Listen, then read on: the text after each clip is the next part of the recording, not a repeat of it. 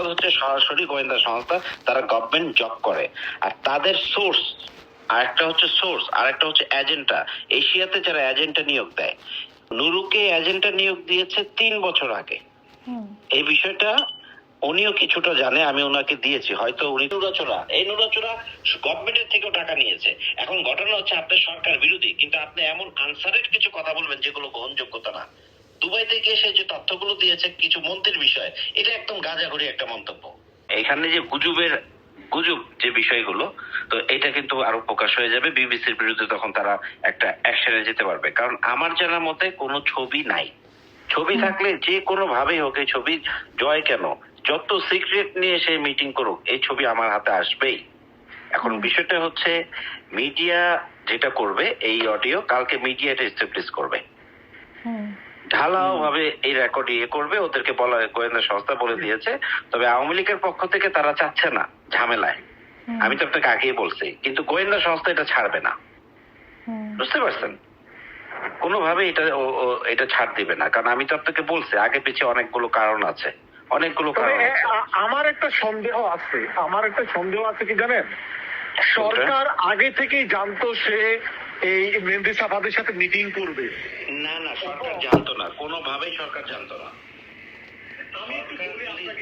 আমি আপনাকে বলি, শুনেন, সরকার তাকে বিদেশ যাইতে দিচ্ছে মানে কি সরকার তাকে ফলো করবে, আপনি বুঝলেন কথা না? সরকার কেন তাকে পাসপোর্ট দিচ্ছে সেই কথাটা আমি আপনাকে বলে দিই, এটার অডিও রেকর্ড আমার কাছে আছে। আমি আপনাকে বলছি না, ওরা যে ধরছি এটা তো ফার্স্ট পার্ট, এটা হচ্ছে এ, তারপরে পার্ট বি আছে, ওর পাসপোর্টের ইস্যু আছে। সে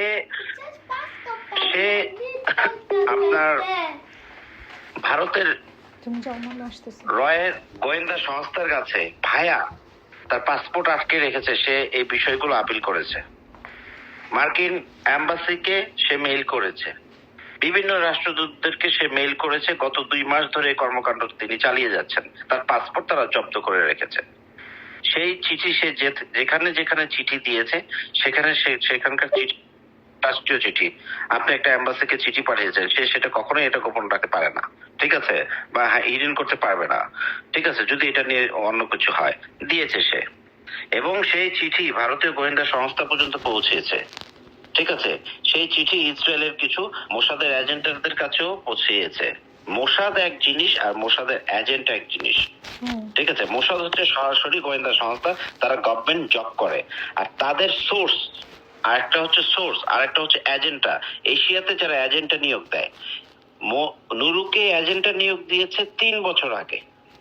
এই বিষয়টা উনিও কিছুটা জানে, আমি ওনাকে দিয়েছি। হয়তো উনি তখন প্রথম সাংবাদিকতা করে, এই কারণে হাসিনা পরে এই বিষয়টা মনে আন্দাজ নাই। আপনার মনে আছে উনি কোথায়?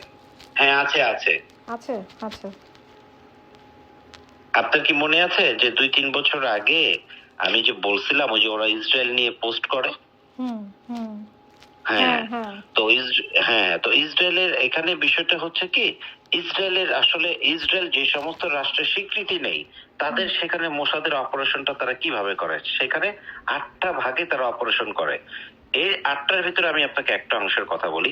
ইসরায়েল যে সমস্ত দেশে ইসরায়েলকে স্বীকৃতি দিচ্ছে না, এবং যে সমস্ত দেশে ইসরায়েলের কূটনীতিক সম্পর্ক নেই, সেই সমস্ত দেশে তারা এজেন্টটা নিয়োগ দেয়, ঠিক আছে। কার অডিয়েন্স বেশি তাদেরকে টার্গেট করে, ঠিক আছে। সরকারকেও তারা ক্ষমতা দেয়, সরকারকেও তারা এফোর্ড করে, বিরোধী দলকে এফোর্ড করে।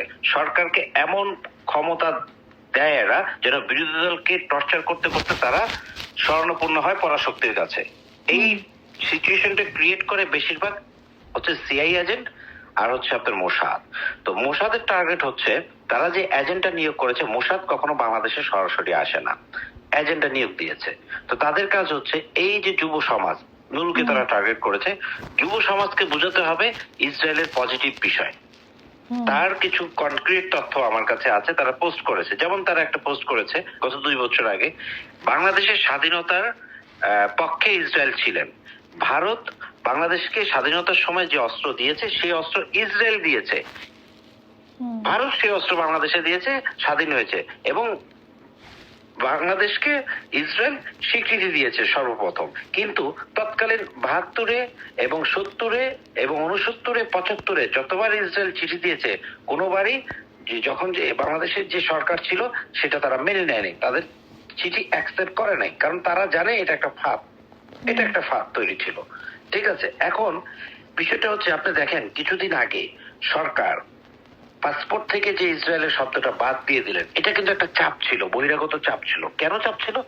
সরকারের দলেও তো এজেন্ডা বাস্তবায়ন করতেছে পরাশক্তি, তারা আবার ক্ষমতায় আসার জন্য তারাও লবিস্ট করতেছে, নিয়োগ দিয়েছে। আবার ছোট ছোট যে ক্ষুদ্র দলগুলো আছে বামপন্থী ডানপন্থী, এরাও দেখা যাচ্ছে সেখানে ওই বেল্টে চলে গিয়েছে। তখন সরকার চাপে পড়ে কি করেছে, এই কাজটা করেছে। এখন বিষয় হচ্ছে ভাই, এখন আমি যদি সঠিক কথা বলি, আপনি সরকারের বিরুদ্ধে যদি কথা বলতে পারেন, ঠিক আছে, সরকারের পজিটিভটা আপনাকে বলতে হবে, তাহলে আপনি স্বতন্ত্র, তাহলে আপনি ন্যায়ের পথে কথা বলেন। এখন আমি বিএনপি কে পছন্দ করি না, কিন্তু আমি বিএনপির ভালো গুণগুলো যদি প্রকাশ না করি, তাহলে কিন্তু আমি কারো এজেন্টটা নিয়োগ করছি, ঠিক কিনা বলেন? তো যেখানে প্রধানমন্ত্রী তার পিতা শেখ মুজিবুর রহমান ইসরায়েলকে স্বীকৃতি দেয়নি এবং ঘোর বিরোধিতা করেছে, এবং প্রেসিডেন্ট জিয়াউর রহমান তাজউদ্দিন থেকে শুরু করে সবাই বিরোধিতা করেছে, সেখানে প্রশ্নই আসে না আওয়ামী লীগ ইসরায়েলকে স্বীকৃতি দিবে, তাও আবার বাংলাদেশের জমিনে। এটা কিয়ামত পর্যন্ত সম্ভব না। এখন যখন তারা ওই মিশনটা ফেল হয়েছে, তখন তারা এই নুরুর দলের ভিতরে এজেন্ডা নিয়োগ করার জন্য বিভিন্ন ভাবে এজেন্ডা নিয়োগ দিয়েছে, অর্থনৈতিক ভাবে তাদেরকে সহযোগিতা করেছে, তাদের কনসেপ্টটা এমন ভাবে দিয়েছে, তাদের ব্রেন ওয়াশ করে দিয়েছে। আপনি দেখেন একটা ছবি প্রকাশ হয়েছে, এটা কি তার অংশ যে তারা যে এখন দেখা করলো, এটা কি তার অংশ? হ্যাঁ, এখন তাদের সাথে তো কথা গোপন হচ্ছে 4 বছর ধরে, 3 বছর ধরে। আপনি দেখেন বাংলাদেশের 95% সামান্য একটা ছবি ট্রাস্ট করতেছে না, বলতেছে এটা এডিট করা ছবি, রাইট? এডিট করা ছবি। ইন ফিউচারে সে যদি বলে বাংলাদেশের স্বাধীনতার পিছনে ইসরায়েলের অবদান আছে, আপনারা কেন ইসরায়েলকে ঘৃণা করেন? তারা তো মানুষ, রিলিজনের ইস্যুটা আলাদা। আমাদের এই দেশে হিন্দু আছে, বৌদ্ধ আছে, খ্রিস্টান আছে, সমস্যাটা কি? ঠিক আছে, যেমন বিএনপি আপনার 27টা না কতটা দিয়েছে, এর ভিতরে বলছে ধর্ম যার যার, রাষ্ট্র সবার। ঠিক আছে, এখানে কিন্তু সে ডাবল স্ট্যান্ডবাজি করেছে। ঠিক আছে, কেন? ওইখানেও তাদের ওই যে সিআই একটা বেল্ট আছে, আর হচ্ছে মোসাদের একটা যোগসূত্র থাকে, তারও প্রমাণ আমার কাছে আছে। পর্যায়ক্রমে এগুলো আসবে। আমার কথা হচ্ছে ছোট্ট একটা বাংলাদেশে ক্ষমতায় কারো আসার জন্য আমরা কেন ইসরায়েলের সাথে আঘাত করব? কেন আমাদের ইসরায়েলের সাথে আঘাত করতে হবে? আপনার জনবল আছে, আপনার অডিয়েন্স আছে, তাই না? এখন নুরুর দল যদি এই যে ইয়াং জেনারেশনদের আই ওয়াশ করতেছে, আল্লাহ না করুক কোনো একদিন যদি বলে তোমরা ইসরায়েলকে স্বীকৃতি দাও, স্বীকৃতির প্রয়োজন নেই, পরে স্বীকৃতি বলবে আপনার পাসপোর্ট থেকে শব্দটা উঠিয়ে দেন। কেন? প্রথম বলবে যে হ্যাঁ মুসলমানরা যেতে পারবে না, বেধর্মীরা যেতে পারবে, তাদের তো অগ্রাধিকার দিতে হবে। যেমন সেখানে তারা কিন্তু বিএনপি এখানে একটা কথা বলেছে, ধর্ম যার যার, রাষ্ট্র সবার, এবং যার যার ধর্ম অনুযায়ী তাকে সেই বাক স্বাধীনতা রাষ্ট্র দিতে বাধ্য থাকবে। এর মানে কি? তারা স্পষ্ট বুঝিয়ে দিয়েছে এবং তাদের সাথে চুক্তিবদ্ধ, তারা ক্ষমতায় আসলে ওই ইসরায়েলের যে পাসপোর্টের শব্দ আছে সেটা উঠিয়ে দিবে। এখন বিষয় হচ্ছে ভাই, এইটা ইসরায়েলের সাথে যারা আঘাত করবে, আমার দলও যদি করে, আমি যদি কাউকে পছন্দ করি, সেও আমার শত্রু। বুঝতে পারছেন? সেও আমার শত্রু, কারণ যুগটা পরিবর্তন হয়ে গেছে। কারণ এটা ফিউচার কি, এটা আমরা আরো ভালো জানি। কারণ তারা ক্ষমতার লোভী, তারা ক্ষমতার লোভের জন্য, কেউ আপনার মিডিয়া তার পপুলারিটির জন্য অনেক কথা বলতেছে। আমি তো নিয়েছি, আপনি জানেন এই নুরাচোরা গভর্নমেন্টের থেকেও টাকা নিয়েছে।